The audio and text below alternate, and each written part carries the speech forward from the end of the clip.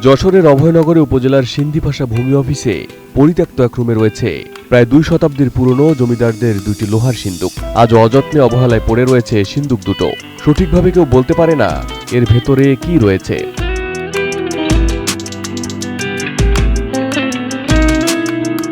মাটির সংস্পর্শে হারিয়ে যাচ্ছে সিন্দুকের অতীতের জৌলুস। অনেকে সিন্দুক দুটো দেখতে দূর দূরান্ত থেকে ছুটে আসেন এখানে। আমাকে এলাকা হচ্ছে জমিদারের আওতায় ছিল একসময়। এখন সে তখনকার নায়েবরা ওই টাকা পয়সা রাখতো ওর ভিতর। জানা যায় জমিদাররা তাদের আমলে খাজনার হিসাব, গুরুত্বপূর্ণ দলিলপত্র ও রাজস্ব সংক্রান্ত নথি সংরক্ষণ করতেন এই সিন্দুক দুটিতে।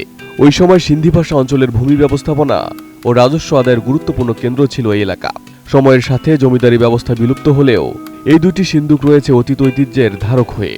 ঐতিহ্যবাহী সিন্দুক দুটি সংরক্ষণের দাবি জানিয়েছেন এলাকাবাসী। ভূমি অফিসে আসি, দুটো সিন্দুক দেখি অকাজ হয়ে পড়ে রয়েছে, সিন্দুক দুটো সংগ্রহ করে দেয় সরকার, সেই দাবিটুকু আমরা জানাই। আমার দেখতে ভালো লাগে, দেখতে খারাপ লাগবে, এই জন্যই করতে। স্বাস্থ্যকর অল টাইম ফ্যামিলি কেক, সব সময় অল টাইম হেলদি লাইফ।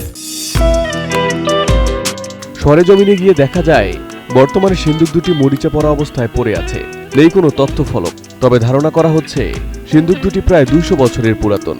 আগামী প্রজন্মের জন্য ইতিহাস ঐতিহ্য তুলে ধরতে সিন্দুক দুটি সংরক্ষণ করা দরকার বলে মনে করেন এলাকাবাসী।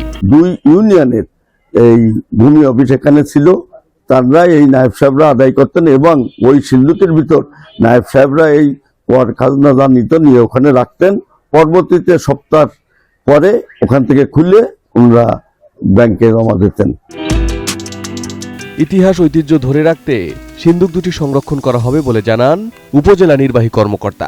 সিন্ধিপাশা ইউনিয়ন ভূমি অফিসে প্রাচীন আমলের জমিদারদের রেখে যাওয়া 2টি সিন্দুকের ব্যাপারে আমি আগেও শুনেছি, আপনাদের কাছ থেকেও জানতে পারলাম। এগুলি ভবিষ্যৎ প্রজন্মের দেখার জন্য, তাদের এই বিষয়ে আরো জানার জন্য আমরা এই সিন্দুকগুলি যথাযথভাবে সংরক্ষণ করার যে উদ্যোগগুলো নেওয়া প্রয়োজন, আমরা অচিরেই সেই উদ্যোগগুলো গ্রহণ করব। সেই সাথে এই জিনিসগুলো সাধারণ মানুষ যেন দেখতে পায় সুন্দরভাবে, এটিকে আমরা সেভাবে সংরক্ষণ করে আপনাদের মাধ্যমে সাধারণ মানুষকে আমরা। Desk report, ATN news.